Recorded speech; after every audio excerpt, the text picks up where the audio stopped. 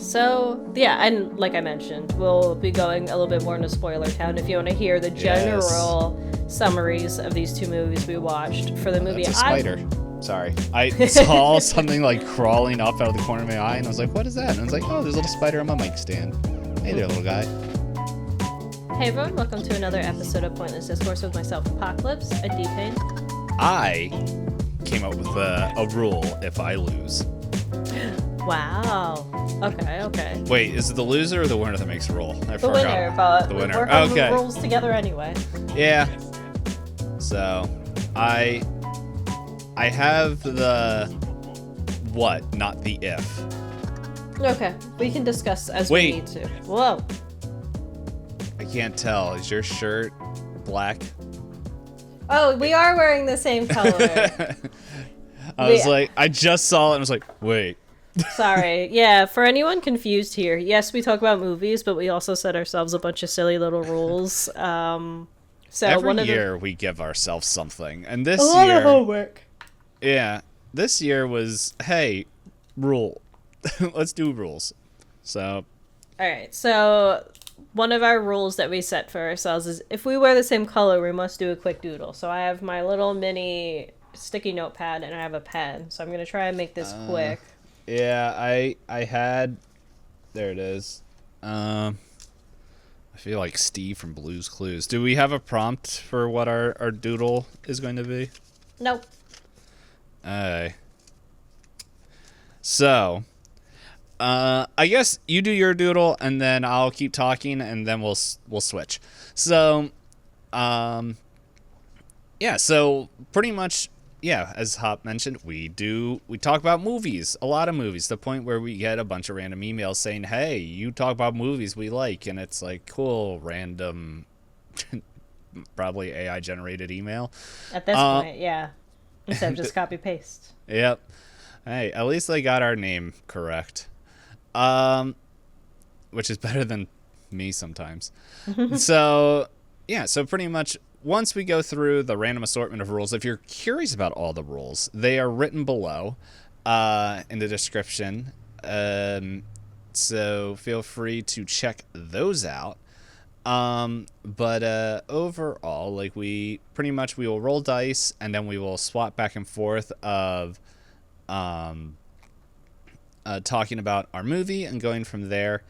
And you know what? We're really bad at saying, hey, if you guys like this, leave a follow on the YouTubes. So, I don't know. It helps from what I heard. Or like, comment, all that stuff. I think we normally say at the end. I don't even normally say at the beginning. Sometimes we forget to, but here's my doodle. You've watched this movie. Oh, He's an approximation from memory. Yeah. That is one of the characters from Kubo the Two Strings, right? The Beetle. The Beetle, yes. If I'm Beetle and you're a monkey, why isn't he just boy? I don't know, Matthew McConaughey. All right, tag team while I go do my doodle. Oh yeah, you had real people in your movie, so. Yeah. But yeah, so...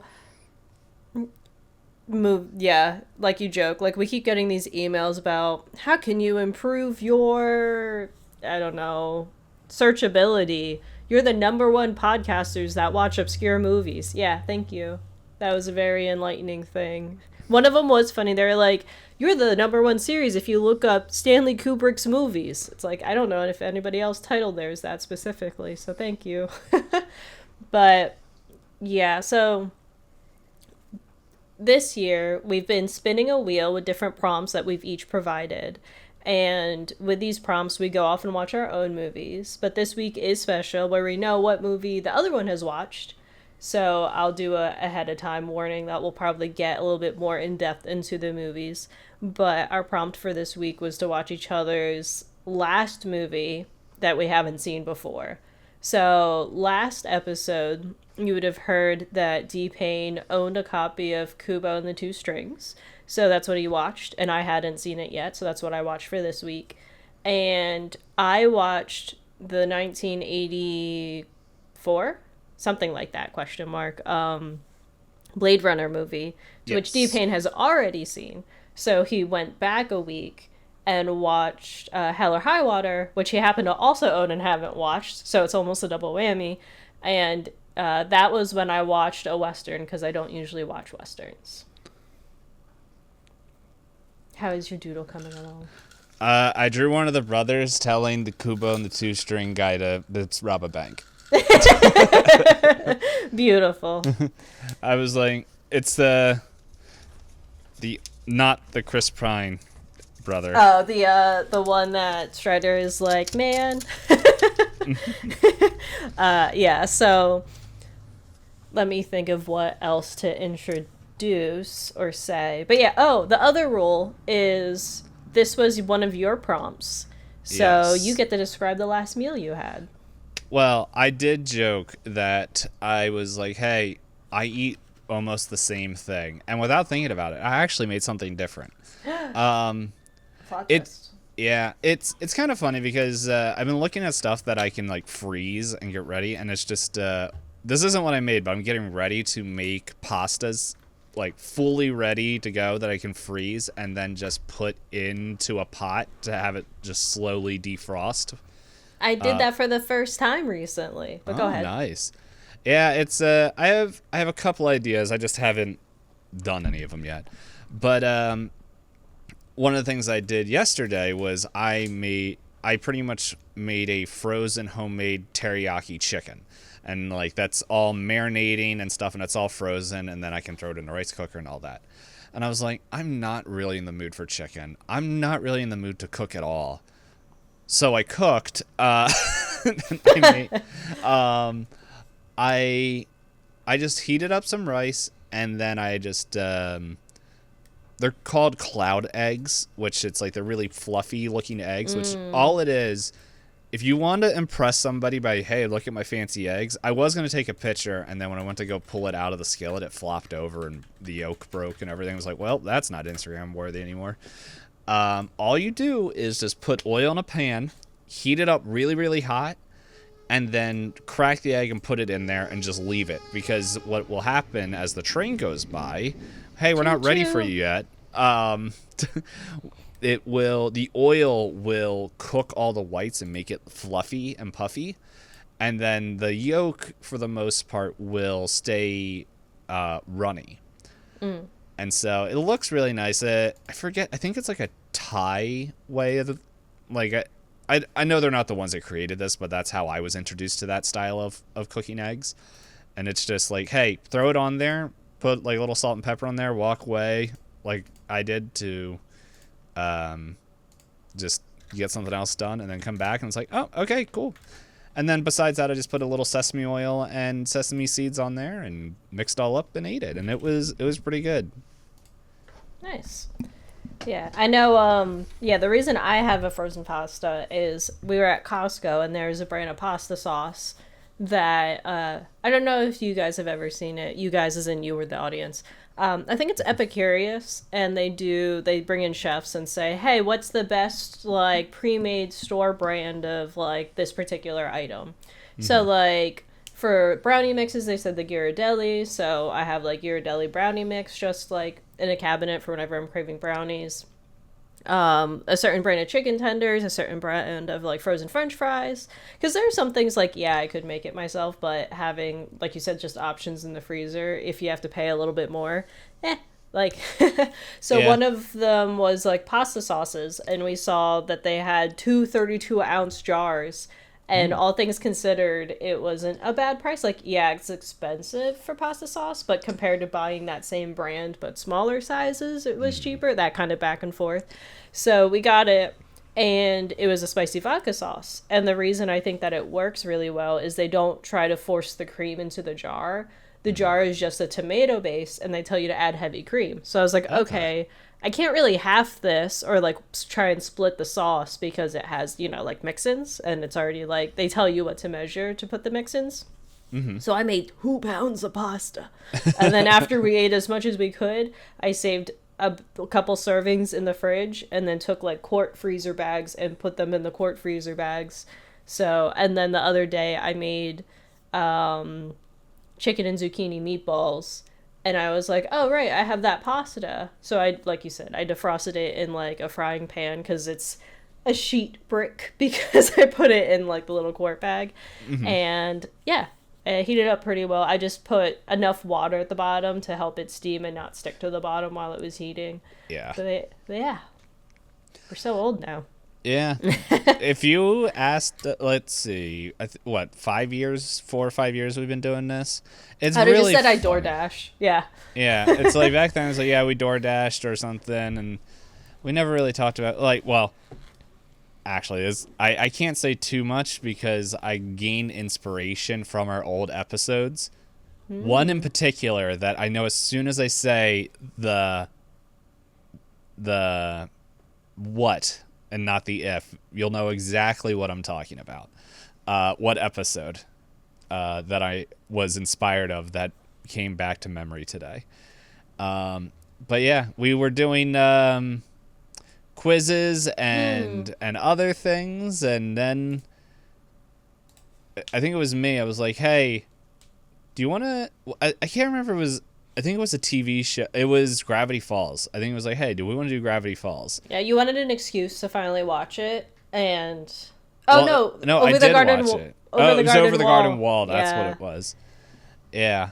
And so... And then we did Gravity Falls. And you pre-watched it all because they said they were taking it away, and then they didn't. Yeah. That is the one thing I wish was... Like, That's the one of the series that I know we did that I wish was a little bit different, where I think if we do a TV show, I think one of the requirements, which I think worked off with Better Off Ted a little bit better, was that one of us cannot, like, one of us, it has to be the first time watching it. Mm-hmm. And then Better Off Ted was the last time we watched a TV show. So not because Better Off Ted was bad, but because we decided movies were next, and then we did a movie bracket and went, oh god, that we've watched 16 hours of movies in like 2 weeks. We can't keep doing it. Yeah. It's a learning I think lesson. I do think it would be fun to do another movie bracket for something, because I don't know, not this year obviously, but it's like we would have to think of how to do it so that way, like, well, obviously we learned so much because we were trying to put all that in 1 month. Where I think if we spaced it out, where it's just like, okay, over 2 months or yeah, where it's just like, okay, like let's watch, we got to watch X amount of movies or something, like 2 movies like a week, which it's like, and well, in a month I will definitely have time to do that. But yeah, so yeah, and like I mentioned, we'll be going a little bit more into spoiler town if you want to hear the general summaries of these 2 movies we watched. For the movie, that's a spider. Sorry, I saw something like crawling up out of the corner of my eye, and I was like, what is that? And I was like, oh, there's a little spider on my mic stand. Hey there, little guy. But yeah, if you want general summaries with no spoilers, last week's episode is Itisdpayne introducing Kubo and the Two Strings, and then the episode from 2 weeks ago, the genres we don't usually watch, is me giving the summary for Hell or High Water. Yes. Is there anything else we need to cover before we roll dice and try and come up with rules, since we both get to skip jokes and random facts? Nothing to think of, but if you guys want, if you're listening to the audio version of this, you missed our little sight gag of our little doodle, so definitely go to the YouTube channel. But if you are looking for the number episode, because I don't think I number them on YouTube, it will be 325 is Kubo and the Two Strings, and 324 is Hell and High Water. If you want to hear a non-spoilery version of this, yeah. So we already chatted about it, and so that way we don't repeat. We're going directly into Spoiler Town because, hey, we've been getting calls from the Spoiler Town. They're like, hey, we haven't talked since the D&D movie. yeah, and it's like, that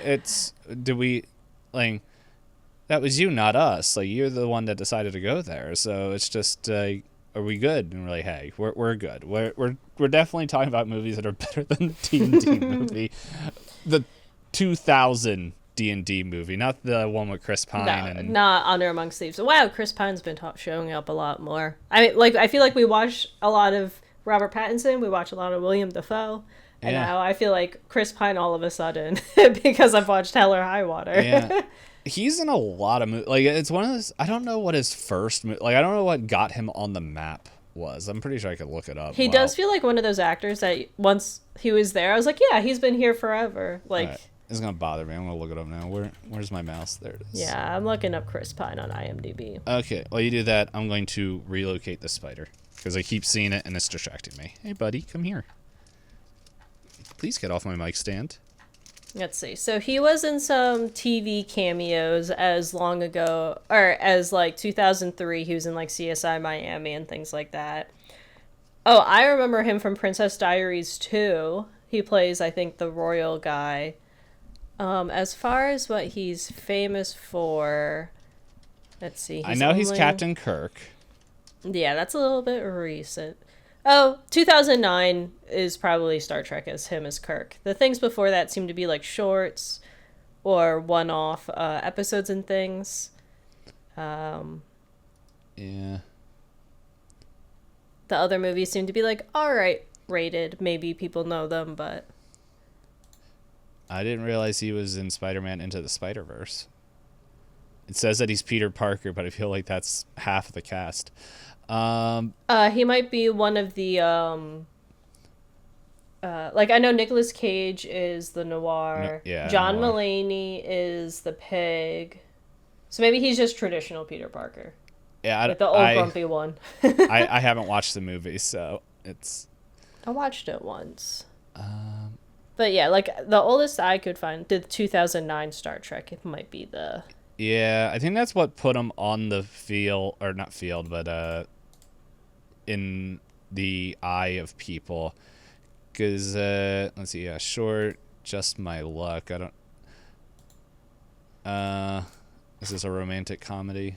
I can't tell. Oh, yeah, romantic comedy, called it. I just was looking at the screenshots. Yeah, I do recognize him from the Princess Diaries too, from 2004.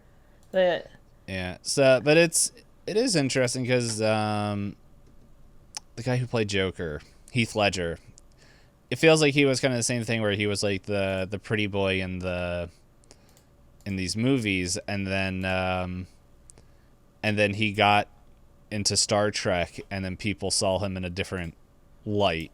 And from there, he's just been able to do the sci-fi kind of different story. Drama-based, yeah. In the end, not everyone can be like, as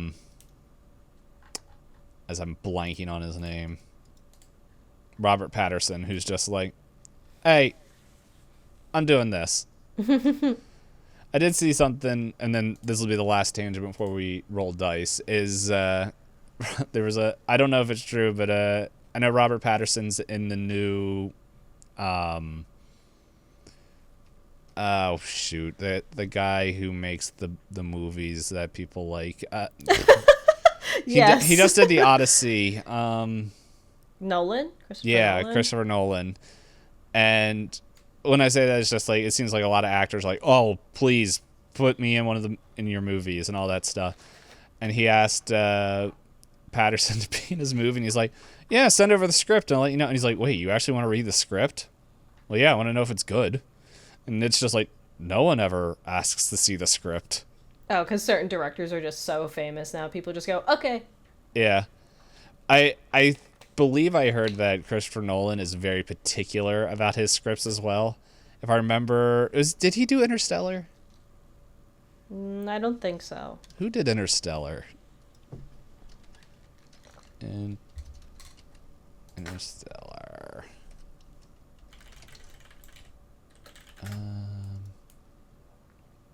No, it was Christopher Nolan. Oh, okay. I believe he prints his scripts out on red paper, so that way when you photocopy it, the ink won't it won't show. So that way it's like, no, only you are getting this like there's only a certain amount of copies, and if you try, like, you either give your copy away because you can't photocopy it or something. Like The female lead in that movie was showing it off later. But anyway, that is neither of the movies that we're talking about. We've already said what we are watching. Have watched. Have watched and watched again. Well, fully. The full podcast. Hey, what die are we rolling? That's a wonderful question. Which ones? It's up to you. Well, no, I was looking at which ones have already been rolled a ton of times. So just the D6. Roll. Yeah, let's do a D8. That's what I had to roll last time because I dropped my die off the table. For anyone wondering, we're both big fans of tabletop RPGs, so we love any excuses to roll dice. In the case of our rule set that we made, the lower you roll, the better you do. In terms of better, you get to go first. And you also get to be the one, I guess, responsible for setting up the rule, since we kind of write the rule together now. Mm-hmm. But well, we're either tying or you're winning, so it's what you roll.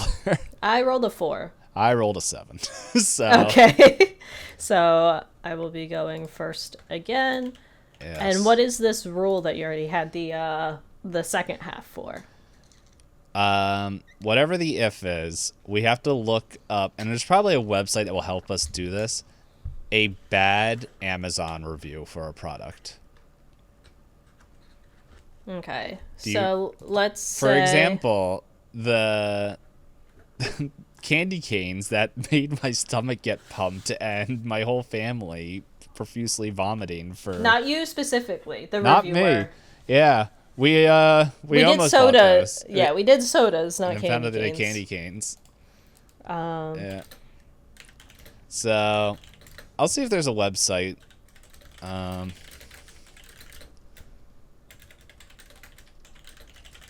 While you think of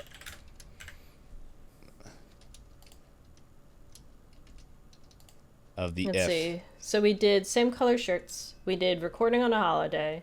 We did previous prop. We did bets on rating of the movie. Our episodes are going to feel so fast when we start next year and don't have all this. I have all the introduction stuff to do. Let me do...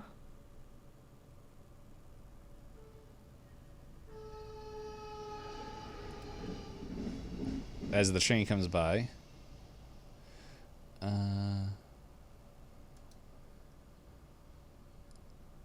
Alright. I found a website of 41 Amazon reviews. I say from there we can just we'll roll a die to find out what it is. Because there's no way, like, this rule isn't gonna last. Okay, if the movie you watched was longer than... Or if the movie you watched... was longer than 2.5 hours. How's that? Works for me. Now I gotta find out how long the movie was. I don't think yours was that long. I think yours is closer to maybe 100 minutes. Well, no, I just want to make sure. Yeah, an hour and 42. Yeah. Oh, 102 minutes. I was so close. All right. So, are we ready to get started? Yeah. Have we done enough stuff in the beginning? Yeah. Probably over the certain amount because let's see, we doodled, we talked about food, we did everything. Here's a good question though. Wasn't there a rule that said we can't skip our Joker fun fact more than 3 times? Okay, so we haven't been keeping track of that. That was the once. That was the first time for me. I think first time for me ever. So. Yeah. This one feels a little bit weird to do it for, but anyway, we'll figure it out. We have more information than usual. Yeah, so I can be even more off. All right. Well, I'm going to start the time in 3, 2, 1, go. All right, so we're off to Spoiler Town for Kubo and the Two Strings. You have been warned. If you want a little bit of time to find your device and pause or skip or like figure it out and go to the previous episode, I'll stall here for about a second and I'll just say my overall thoughts. I'll say that I have to remind myself that modern children's movies specifically have different pacing than I think I like in children's movies. Like, I think I noticed this between watching like this and the newest Paddington movie, where granted for Paddington it was a series, so I can forgive it for just doing we don't introduce people, you just show up. But like Kubo very much has us just show up. And while we are introduced to things along the way, anytime that it was supposed to be emotional, they went, huh, that's sad. Things happening. I was like, oh, okay. Where I don't know if it's just because some of the movies that I've really enjoyed that we've watched over the years make you sit uncomfortably in it. Like, I think of, like, Moonlight. Not that Moonlight's a children's movie, but Moonlight. It's a coming-of-age story. There's children in it. But, like, there are just awkward silences in that. The Lobster has a lot of awkward silences, but for a different effect. Hell or High Water, I think, has a lot of those moments that you just watched where, like, characters will say something and they're just like, fuck you. But, again, that's very fitting for the movie. So then with Kubo, beautiful movie, gorgeous. Like, I can appreciate the artistry of it and I can appreciate it. But it also reminded me of kind of watching, like, K-pop Demon Hunters, where they kind of say, like, this is important. And I'm like, wait, why? It's like, because we said it's important. And I'm like, okay, yeah. But I understand for, like, a younger audience, sometimes they want to kind of just, like, get them to the cool scenes or get them to the important morals of the story. And that there's not, like, time to waste. But I also think of the movies that I remember liking a lot when I was growing up. Granted, there aren't, like, purposefully awkward silences, but I don't know, like, it felt like those older animated films were a little bit less on the nose about different things happening. But, I don't know, maybe I'm just looking at children's movies I like with, like, nostalgia blinders. Maybe a little. A little, but it's just, like, the bit for me where and this is where officially spoilers, where Monkey and Beetle are arguing and like clearly talking like the memory of his parents, and then an hour later are like, your mom and dad? I was like, oh yeah, wow, guys. Yeah, that was one of the things I was talking about in my, like, without giving spoilers, where it's like, hey, very early on, if you are paying attention, you know who Monkey and Beetle are. You know, like, right away, it's like, if you have critical thinking skills, to at least the bare minimum of it, it's like, okay, we know who they are. Yeah, and, like, I understand, like, the monkey reveal was a little early, and that's fine, but it's still just, like, I know I'm thinking as an adult, but I think the reason for me that I say the children's movie pacing is as soon as they say it, instead of them, like, having a discussion, they just go, like, Kubo's like, oh my god, I have my parents with me finally. Anyway, let's go fight the monsters. And I was like, okay, guy. I think it's like, oh, yeah, let's go fight. Oh, they're gone now. Yeah. Rest in pieces. But, yeah, I think that's just what I mean. Like, rather... And then there was another moment where Monkey is like, watch over him for me. I don't have a lot of time left. And Beetle's like, oh, I have a bow and arrow. And I was like, you guys can't just, like, be a little sad and let it, like, kind of marinate a little bit.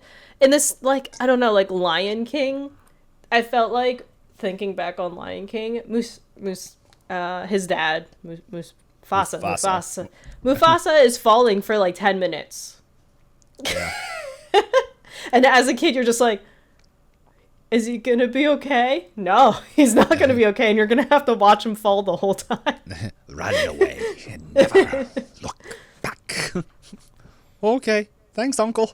And then, like, and not to, like, say necessarily a Disney movie is better, but I felt like because Disney movies use songs for some of their, like, lesson telling and kind of make mini music videos, I think that pacing makes a little bit of sense to me, because then it's kind of like if they want to do a time montage, they go, I'm a training arc and I'm singing and I'm going to sing my way through it. And you can see little glimpses of what I'm doing to get to the point to then now I'm just in the story.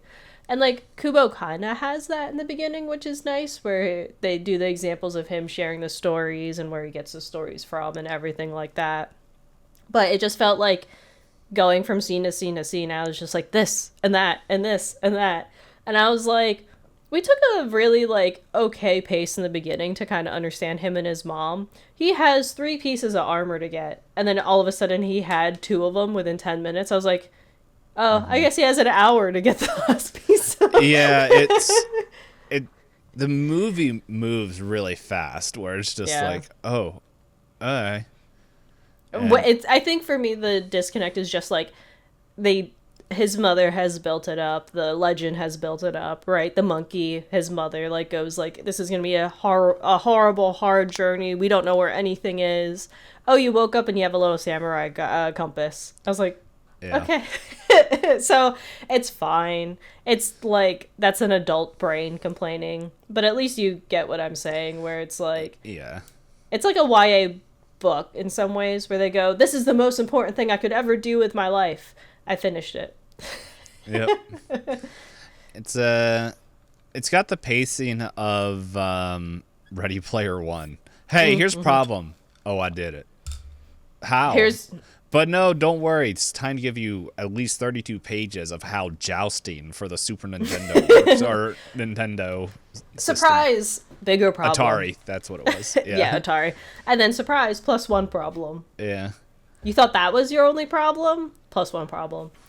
And, like, not to discount what the story is trying to say in Kubo or anything like that, but I don't know. I think I really like the artistry. I like the idea of the lore. Do I wish it was a longer movie? Not really. Because, like, I don't want to force artists to have to, like, fully sit down and fully animate, like, an extra half hour to make the action sequences, which I'm sure are already really intensive for planning and setting up. Especially for their art style. Yeah, for them doing the stop motion and everything. Because, like, it was really, like, cool and impressive, especially, like I said, I really liked the part when he's going down for the armor and he's dealing with all the eyeballs. And then you have the beetle come and help. But, it just really went from, there's a storm coming. Oh, I heard the armor is down there. I got the armor. I was like, Yeah, it's almost like if which is kind of what they do with the helmet. The helmet's just like, yo, it's back where you started. It's the bell. Yeah, it's the go back home. Go back to the normal realm transition. And then it was like, wait, the whole town's alive? I thought it was communicated that he they brought all death died. and ruin. It's like that. I'm pretty sure in the beginning of the movie when he shows up in the other realm, is that whole town is like, they imply that everyone's dead. I do think it's very funny that they're like, come hang out with us at night. I don't care what your mom says. We have such a fun festival. Yippee! And then the one day he's like, man, I tried to, like, do the festival. I didn't really have any luck. And then everybody at home's like, all right, time for bed. We did our festival. And you see, oh, the little origami storytellers in town. Everybody run, you're gonna die. Yeah.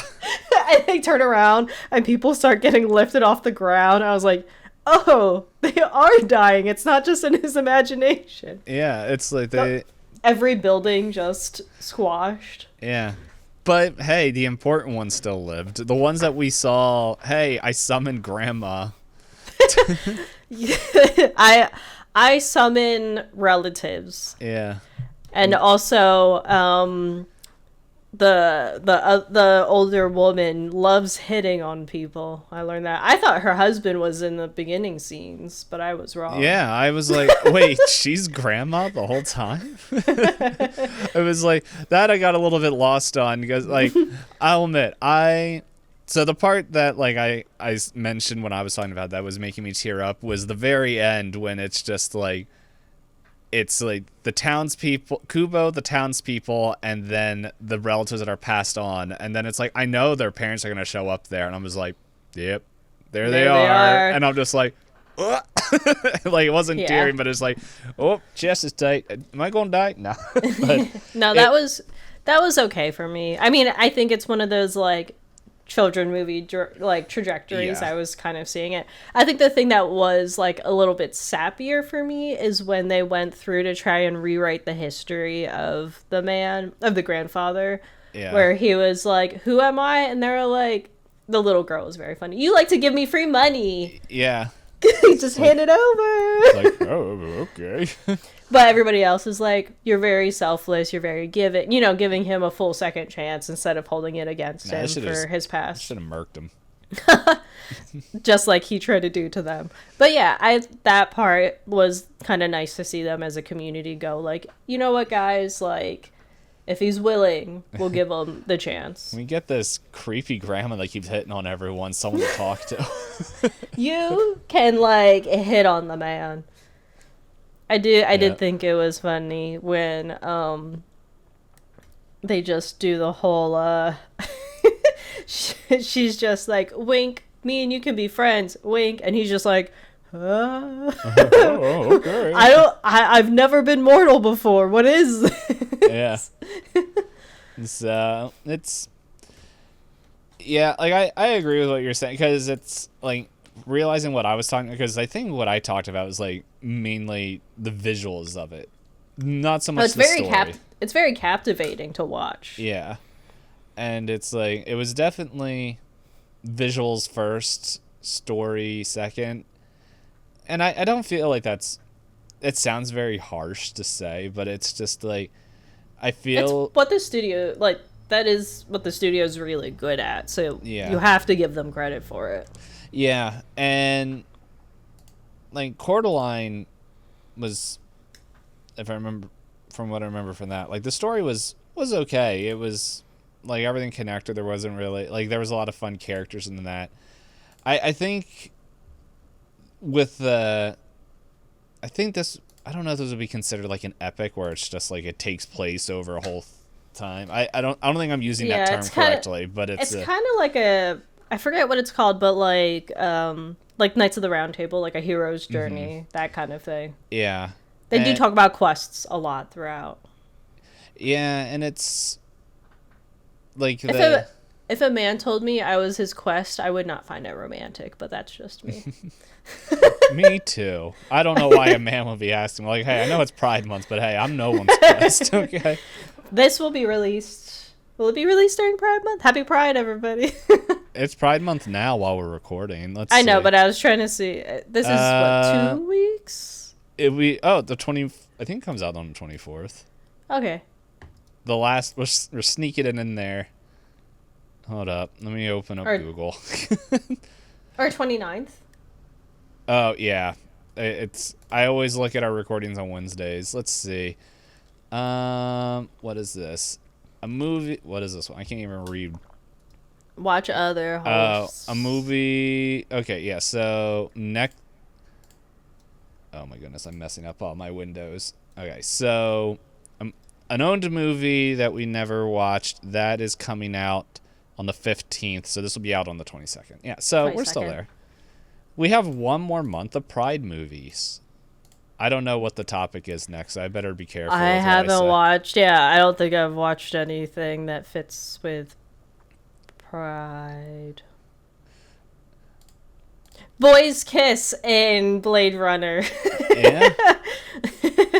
That's all I got. Hold up, I have the list here. Hold on. No. All I watched was True Grit, A League of Their Own, and Kubo and the Two Strings. So, you got one more week. Anyway. But yeah, I don't have much else to say. What's your guess for what I rated the movie? I feel like I talked about it more harshly than whatever. You already set up your guess. I wrote a 7. Okay, I was going 7.5 or... Yeah, I'll say 7.5, so I'll give you the 7. It's good. Yeah, like enough. At first I was like, I wouldn't at first I wrote down an 8, and then like before you start talking, I was like, no, I think this is more of a 7. Because it's like, what I agree with what you're saying. It's like you really like the visuals of the movie, but it's just like because I think this is the next one after Coraline, if I remember correctly. What's their studio name again? It's Laiki. Yeah, I tried spelling it and I was like, that is completely wrong. There we go, Laiki. Holy moly, stinking! I just went to their website. Wildwood looks like there's just a shot of it. Okay, so it was Coraline, Paranorman, The Box Trolls, and then Kubo. Then there's Missing Link and Wildwood. Yeah, so that's their website. If you just click on it, it has just a screenshot of Wildwood. And I'm like, oh my goodness, this like compared to all high definition. Yeah, like everything else that they made. Oh man, comes out October 23rd. Live action. They have live action movies. Expanding its production pipeline. Yeah. So let's see. From their movies, I've seen Coraline, Paranorman, Box. The only one I haven't seen is Missing Link and Wildwood. Yeah. So the only one I have seen is Kubo and the Two Strings. Yeah. I realized I never made my little notes. They're doing a Piranesi. Is that going to be an adult movie? Yeah. President and CEO will direct the stop-motion adaptation of the international best-selling fantasy novel Piranesi by Susanna Clarke, with a screenplay by, screenplay by this guy who did like Suspiria and Bones and All.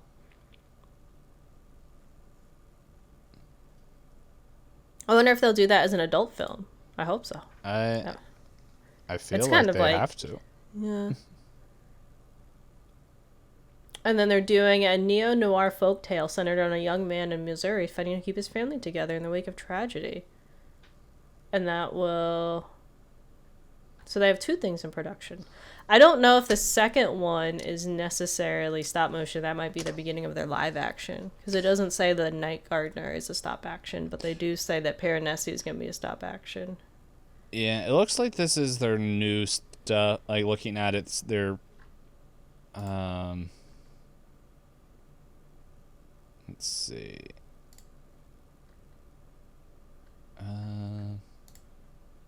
So I'm just on their website looking at it. So, in the end, we'll see. Like, I like what they do. So, and hey, as I would consider some of the stuff I do art, and I would feel like Hop, you as well I feel like streaming is a form of art, and so it's like if you and not that's the only thing you've done but it's just like, hey, with stuff like that you constantly have to be challenging yourself, and at least not everybody, but I feel like the way that Hop and I are wired is like, hey, we just can't keep doing the same thing. That's why every year the podcast does something different. Because if we just kept doing the same thing, I think the podcast would have ended a while ago. Yeah, we would have maybe not gotten burnt out, but been like, well, we did what we could. It's like I really don't like that Itisdpayne guy that much. So I think it's good for Lakia to, and hey, if we get more stuff from them, it's all good. But we have a minute left, so is there anything else that we would like to share about Kubo? Yeah, I think it's a pretty solid children's movie. I feel like I was pretty negative on it, but only because it's one of those, like, if I'm going to go into spoiler town, I'm not going to complain about how the movie looks. The only problem I had with the movie was just the pacing. Like, the overall story is good. The overall themes are good. The visuals, the characters are pretty solid. Granted, I do feel like I'd like to know more. Like, it very much has the dead parents. Like, not just dead mom trope, but, like, dead parents trope of children's movies. Could have been fun to get to know them a little bit better, other than just bickering and being bossy. But Yeah. like some of those characters do feel kind of like you said, like the grandma, she's just like the silly old lady in town. Mm-hmm. Some of the characters do feel like they serve a purpose, but they're not characters. But Kubo is a very like fleshed out character. Yeah. It's I think the only thing that it's like, and I know they kind of hint at it at the end, but it's like the whole movie they talk about Kubo's magic, and we see signs of his magic growing and all that. And then his parents get killed twice, like the second time. They get killed again, this time right in front of him. And then it's like, okay. But he's got the right magic versus... But no, it's like when he first starts fighting, he's just like, no, I got sword. And like, oh, yeah. And it's like, wait, we've seen like you have this really cool like music, like origami telepathy powers and stuff. And it's like, you can't do like some cool thing, which it's like, I understand what they're going for. It's just like, hey, the anger and the rage and of like, and then learning to like that memory is important to people and like being honest, you know, that kind of stuff. But it's just the whole back and forth of like the sisters are like, my sister's a badass. Too bad we gotta kill her twice. I was like, if she's the ultimate strongest and you have a 10-year-old, the 10-year-old is the strongest now. But children's movie, right? It's like, how strong was he when he had two eyes? Or was it just the fact that he wasn't really all that strong? He just cried so much as a newborn does. And it was like, yo, get that baby out of here. Give me its eyes. I'll give him something to cry about. Boomer parents. Anyway. Silly. But, yeah. I guess it's my time to go into I do have a silly question for you. Uh-huh. What is the timeline to which Kubo was born before the dad found out? Because the story that they tell is she goes to assassinate him, goes, wow, hunka, and then doesn't assassinate him, and she goes, and then he gave me the greatest gift of all, a baby. And then my dad found out. I was like, wait, I know she's magic. How fast do babies come from magic, people? Yeah. Because here's the problem with reading so many like Eastern set fantasy stories where it's just like the other world time runs differently. Mm-hmm. And so I can't remember if that's like just a quick throwaway line that they say. But at the same time, Kubo didn't age. Yeah. Unless everything happened in a day. Which, no, he slept at least 2 or 3 times. It's more like a never-ending story situation. Because he ate whale soup and he ate fish, and he slept during both of those. In any case, sorry, that's just me being confused. Yeah, it's one of those things, because it's, or it could just be sanitized to be like, I'm not going to tell you the details of how you were made, but you were born. Yeah, which I feel like that was kind of it, but it's like, because we see in the beginning, like her running away, and then her getting a little bopped on the head, and that's kind of how that whole thing goes. And then but yeah, I think it's just the part where it's like, yeah, once your grandfather found out, I was like, wait, she fell in love, she ran away, she had a baby, dad never called in to check on her between like well, it sounds like, if I'm piecing it together correctly, mom tried to run away with Kubo, and dad stayed back to cover their retreat. Oh, not even, but yeah, like before that, she says like how she met his dad. Part where she's just like, I was supposed to assassinate your father because how much per your grandfather saying no one can be that powerful because he was the greatest warrior, etc., etc. Mm-hmm. And then she goes, and then I fell in love with him right away, and then I had you, and then I ran away with you after you were born. So I was like, how'd she hide from the moon all this time? Especially when her sisters... Well, that was the whole reason Kubo couldn't go out at night. So maybe they just hid in caves and, like, indoors. Like, I don't know. It's just like, hey, for someone that's that strong, it's like, you don't know where they are. Like, so I don't know. It's That's fair. Maybe it isn't. Maybe his curse is he can only see things when they're out. That's why he needed the other eye, so he could see things indoors during sunlight. But anyway, that's just my little. It's not a serious nitpick. It's just one of those. It's just I have questions about the lore. All right, so that is my time. So then, right. I used up a lot of it, so today might be a longer episode. You get to go into Spoiler Town about Hell or High Water. Yes. There's a lot to talk about. So you have the floor. All right, and I'm starting my time. All right, so first things first, the thing that I really liked about this movie, I liked the back and forth of each, because it's like we have Chris Pine and other guy Ben Foster, they're back and forth, where it's like I could see what you're saying, where it's like they don't fit the Texas, like how they kept calling them cowpokes, and it's like no, they just bums that looks like Chris Pine I think is too pretty, and the other brother isn't like lean, like he doesn't look hungry, I guess is the phrase I would say. Yeah, he got fed well in prison. And so, but I did like their interactions and very early on we are able to very quickly see their personalities come out with how they act and everything.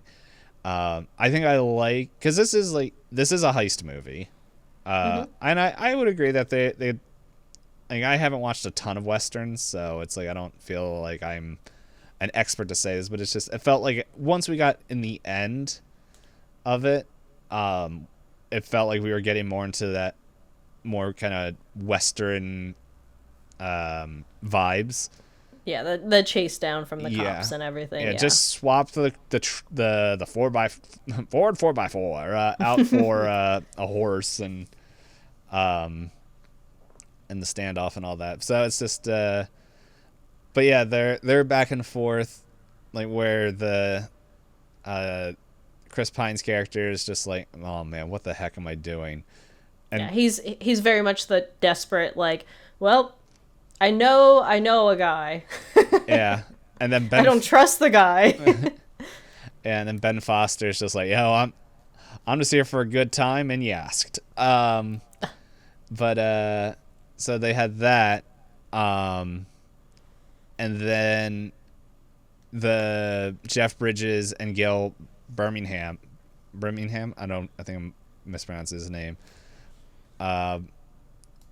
Dude, they cracked me up. They were so funny. They made me like I knew what was being said, like from what you were telling me. Like it's like, so the kind of humor that they have, And so it's like, so there's early in the scene the brothers are in a diner, and then I see them come in and ask them, like, I didn't see any surly woman, and then it's just like, I'm like, there she is. It's like, what do you want?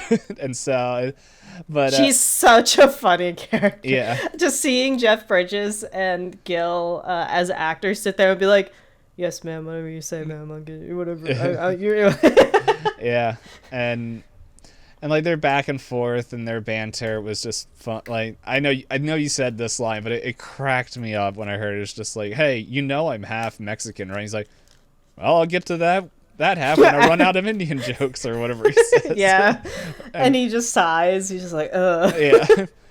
And I think Strider and I the whole time were like, what an asshole. But like, he's still funny. Yeah. But you can tell he's like that endearing, like, kind of asshole. Yeah, it's he's not saying it from like, which it sounds weird to say this, but he's not saying it to like from a hateful place and like to put this guy down. It's just like, I don't know how to connect with anybody except being jabbing people, and making like comments to that, and like just how good he is at his job.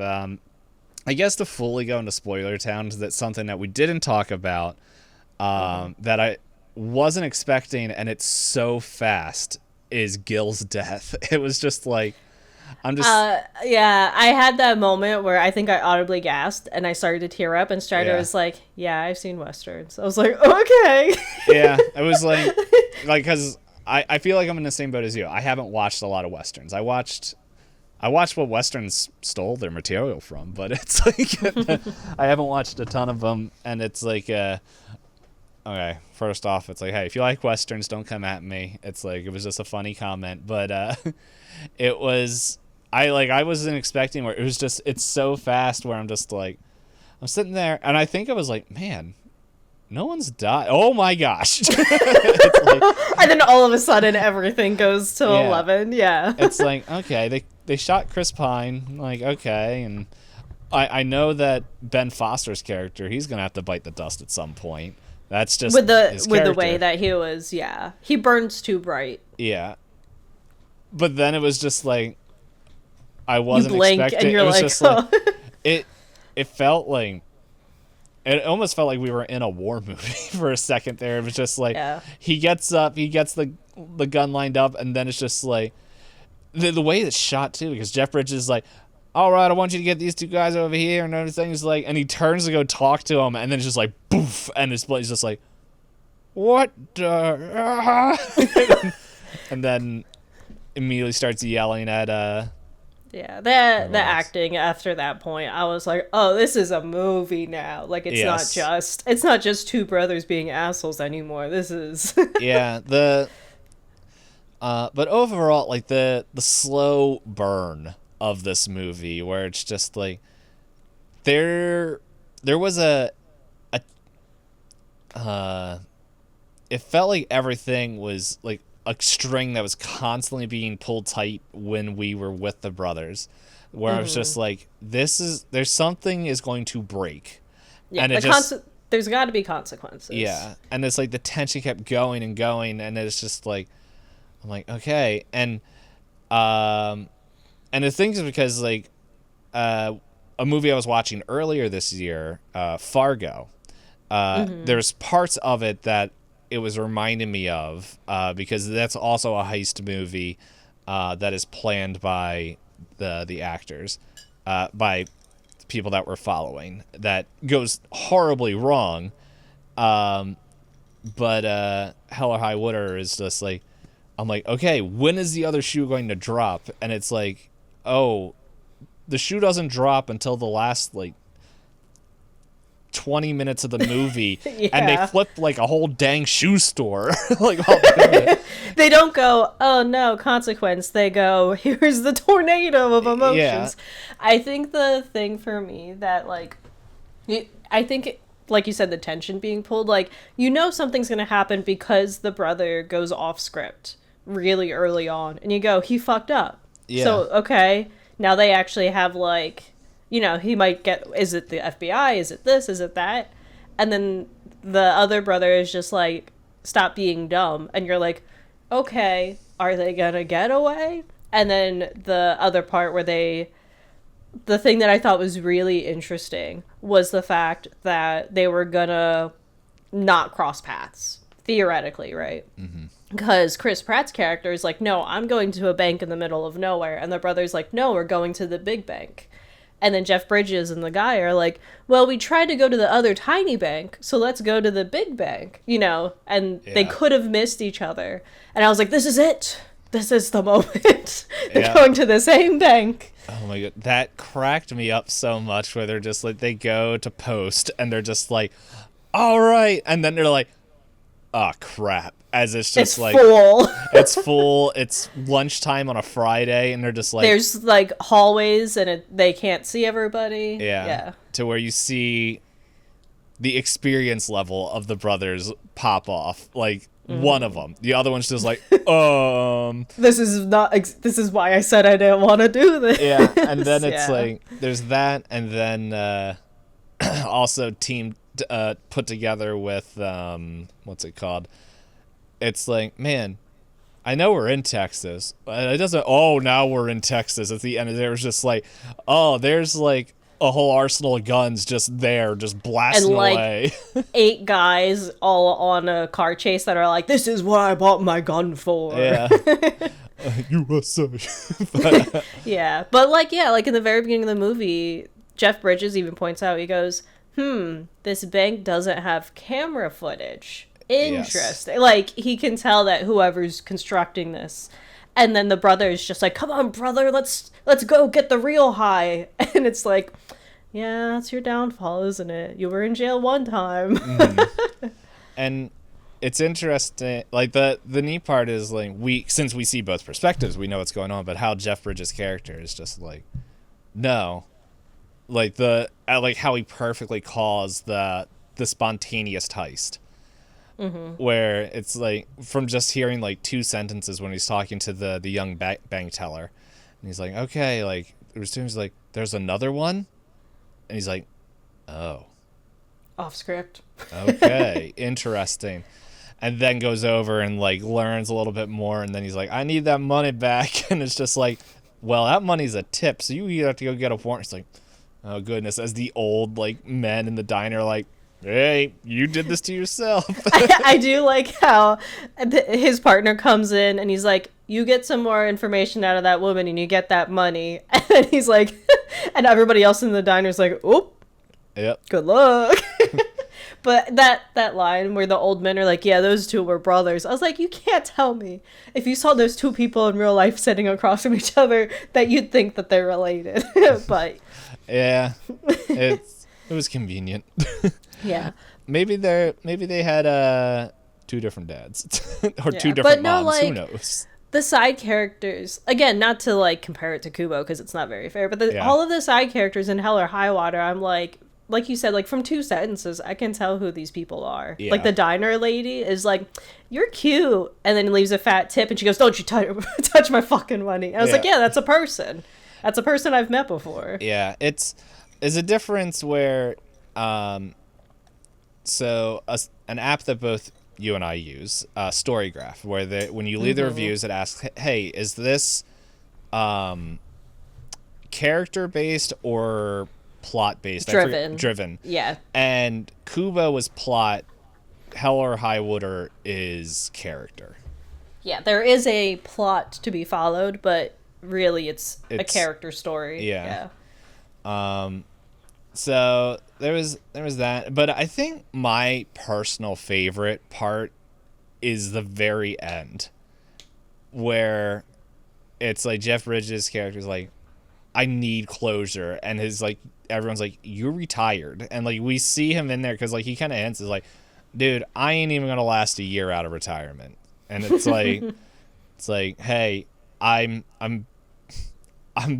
telling you what's going to happen, but it's just like without telling you what's going to happen. But he can't leave that alone because he's like, I got the one brother. I got my revenge for my partner. But it's like, it's still not sitting right. And then he's just like, it's like, why'd you, and like where he's talking with Chris Pine's here, it's like, why'd you do that? You're too smart. This like, it made sense for your brother, but nothing else is making sense. As Chris Pine's just like, nah, it's like, this is what I'm doing this for, blah, blah, blah. It's just like, I needed to pay off the house. Like, kind of hints and he's just pass it on to his family. Yeah. And, well, and then, like, because he doesn't get to that point, because he's still, like, there's, like, that tension. He's like, are they going to shoot each other? Like, if this was Alien Isolation, it'd be like, they're going to fight or they're going to kiss. Like, it's, but, wait, not Alien Isolation. No, the, Prometheus. No, not Prometheus. What was the third one in all of those? Catharsis. No. For who? David? Covenant. Covenant. Yeah. Sorry, I just found out yesterday that there's an Alien Isolation 2 game coming out. That's coming out, yeah. So I was like, oh, I'm looking forward to that. It's like, I hope David is in there. Bring him back. Just for memes. Anyway, all that was going on, but it was just like they're back and forth, and where he's just like, Chris Pine's character's like, I am not going to tell you why I did this. And then his ex-wife shows up with the 2 kids, and they're like, Dad, we're here. And he's just like, dang it. And he's like, uncocking the gun and just like, hey guys, what's up? And it's just, We don't get to play like big man on campus anymore. There's Yeah. the family. Yeah. yeah, and they're just like, he's like, and Jeff Bridges' character's like, yeah, okay, and it's just like, and then he hears them. He's like, oh, your wife, and she's like, ex-wife, and it's just, and then was like, what's going on? He's like, no, this doesn't belong to me. It's my kids. And he's just like, oh, okay. And it's just like the ending feels like Jeff Bridges' character, like whether they actually go and hang out, because like he doesn't have any He does the legal offer. problem. Yeah. And it's like, I do like to think where it's just like they do go and he talks and all that stuff, because like I think Jeff Bridges' character, Jeff Bridges in the movie, like he's smart enough to tell like, no, you don't have the guy. Yeah, Chris Pine wasn't like, all the deaths and anything that was causing like trauma to other people or killing them was Ben Foster's character, was his brother's character. Mm-hmm. That wasn't Chris Pine. Yeah. And so, but the Ben Foster character is not the guy that's going to go in with a calculated plan. Yes. Especially, yeah, like, again, we are in spoiler town. Especially, like, the fact Jeff Bridges was like, wait, you're telling me the money they stole from the banks, they made a trust at the same bank, so the bank has to pay him for the oil service. You know, like, all of that. And Jeff Bridges is like, the guy I shot is not going to do that. Yeah. And, like, he was like, the money was never really spent, you know, like, all of that. And Jeff Bridges is like, based on the file that the Ben Foster character has, he'd be poor again. He'd be robbing banks to rob banks, you know, like, to get that high, as you said. Yeah. Earlier. But yeah, and instead he's like, this family's really set up, isn't it? That's really clever, isn't it? Yeah. So. Yeah, I will. Oh, go ahead. Go ahead. No, go ahead. Okay, I was gonna say, I understand you liking that ending because it does give like it's a little vague, it's a little satisfying, it's a little interesting, it's a little like funny, like it has like a lot of nuance to it. I think Strider and I were like, we thought it would have been more impactful if Chris Pine's character was able to set up the trust and then kind of like bled out. Yeah. Like, I think that for me would have been emotionally more impactful, but like the ending is still good. It's just not like. Mm-hmm. I think for us, the way we saw the movie going, we thought it was going to be one of those trajectories where it's like doing all of this. Yeah, you can have a means to an end, but you don't get to win. You usually is a message you usually see in that kind of stuff. Yeah. But. I don't know, that whole movie wasn't really winning, except for the couple times he got the Chris Pine technically achieved everything he wanted and still lived. Yeah, that's true. He did that. It's just his brother made it a lot more difficult. Like, the one thing I was going to say, like, not the first time, but the one of the times I thought everything was going to fall apart was when they were at the casino. And it's just like, he's like, come on, give me some spending money and all that stuff. And it's like the part where Chris Pine can't argue with Ben Foster, because anytime Ben Foster does something unhinged, he ends up bringing the money that he was going to lose or all that stuff back. Like, when he robbed that bank because he just wanted to, it's like he brought enough to cover his like skip a day. I think he said, skip a day, but I think child support. Yes, because he does do the whole awkward. I think it was also really interesting to see a man who's gone to prison and goes, you talk to your kids? He's like, no. And he's like, what the fuck are you doing? Those are your kids. Yeah. Don't be like our dad.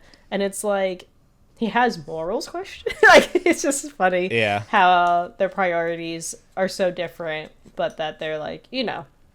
Yeah. So, like, I was, like, that being the first hiccup, and, like, where it's, like, I feel like the first real time that we feel like that, the tension being coiled up a little bit, where it's just like, oh my goodness, is Ben going to do something that's going to totally ruin this? Yeah. Like, it's like, well, I'm a Comanche too. And it's like, I'm surprised you walked away alive. Yeah, I thought you were going to get punched in the face. There's that, and then it's like the woman coming up to Chris Pine's character, and he's just like, man, this is nice, everything, and then it's just brother comes in and Aggressive, aggressive, protective older which brother. understandably so, where it's just like, dude, you're sitting there at the bar with like A bajillion yeah, chips. bajillion chips and all that stuff. And so there's that, but and then it's just like, oh man, like that, like there's like that tension, and then there's like a little bit of release. It's like, yeah, we don't have the place, and then it's older brother hits on the woman, and it's just like, oh my goodness, that has to be so awkward sharing a room with your brother while he's getting with the girl that he just like.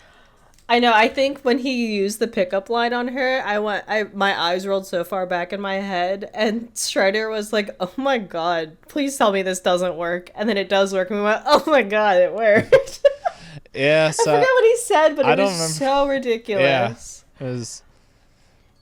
Oh, It was one of those like, "You're the brightest light in the room," you know, Yeah. something really like. Yeah, it was. I'm just like, oh, okay.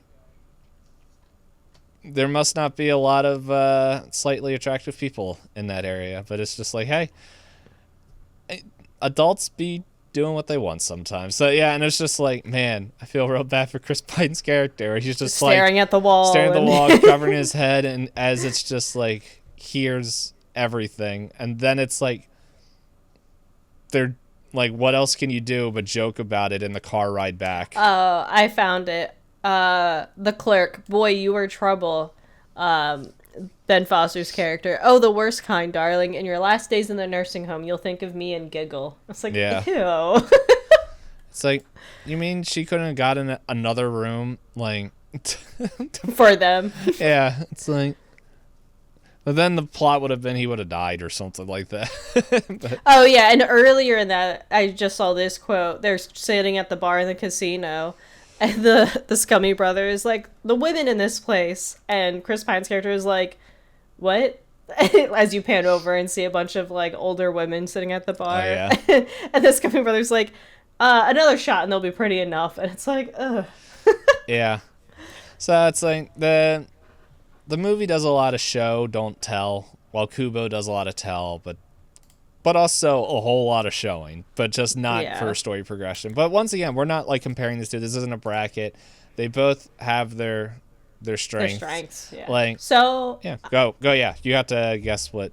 yes, I'm gonna guess you rated this a 7. Yeah, I was kind of between a 7 or an 8, so I'll take it. Okay, this is our last, or we get to skip one more time if it have. Yeah, one more time. All right. But what we don't get to skip is the wheel.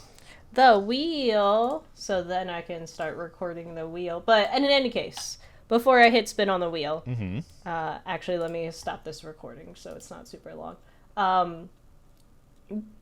I realize I never said this. I would recommend Kubo. Would you recommend Hell or High Water? Oh yeah.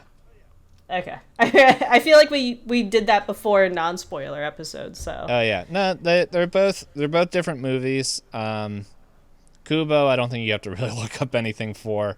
Hell or High Water, definitely look some stuff up because it's got some. I think you do a way better job than I do of being like, hey, here's certain things. Here's the brush over, yeah. And I'm like, do your own research, you lazy bum. All right, so I'll start recording the wheel. Woo. Give it a spin. It's looking pretty small now. Yeah. I'm getting pretty far. We're about halfway through. Yeah, so our next prompt is... Dun, dun, dun, dun. A movie from one of the honorable mention directors from 2025 that's you. series. That's a me prompt.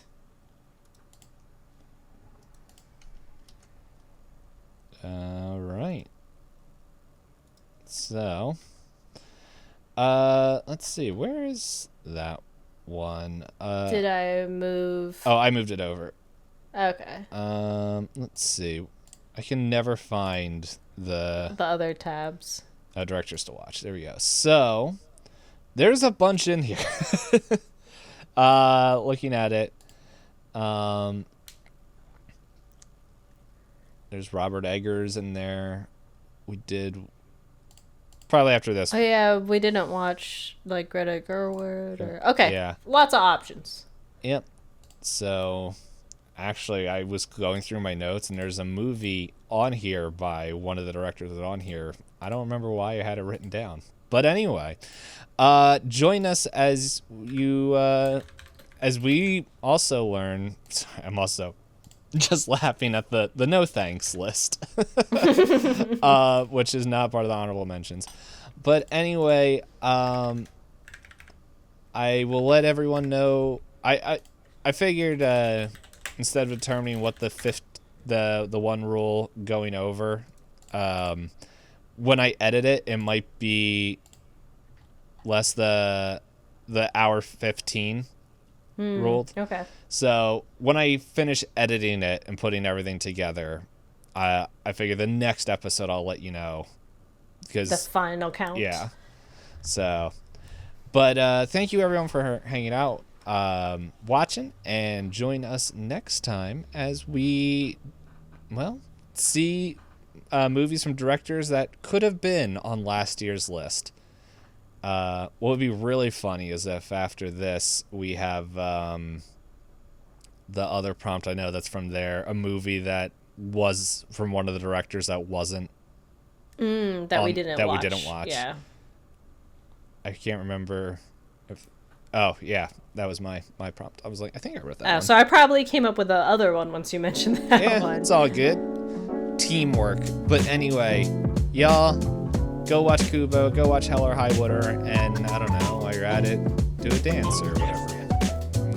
Live your life. So until next time, we'll talk to y'all later. Peace.